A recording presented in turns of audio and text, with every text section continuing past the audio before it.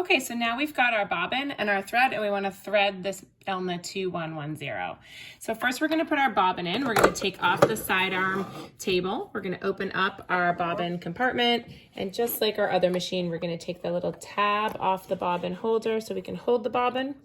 Going to put our thread in, go up, through the little notch right there, and pull the thread down into that rectangular opening.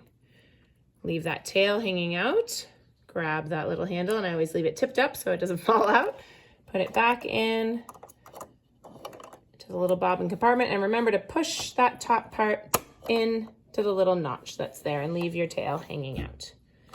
Okay, now we're gonna take our spool of thread on the top and we're gonna thread this machine. This machine actually has numbers to help you along. They're just white on white, so it might be hard to see in the video, but when you come over to here, you're gonna see that number 1. So we go into this part first. That's where our thread tension is. You can see the thread tension dial here. You go down here till it says 2. You come back up.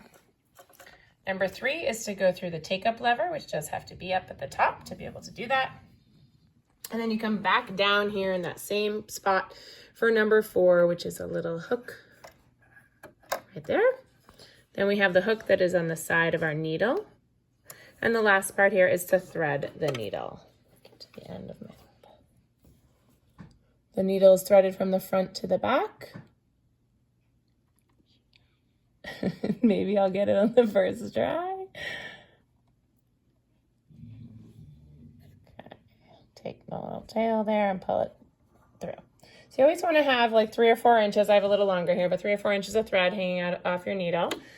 I'm going to lift my presser foot up, and I'm going to use my hand wheel on the side to make my needle go down and back up, and it's going to collect that bobbin thread. You can see it just grabbed it. You can either pull all the way up where you can see the loop here, or I always use my method of the little side of the scissors. Helps me to just grab that bobbin thread, and now I have both of my threads.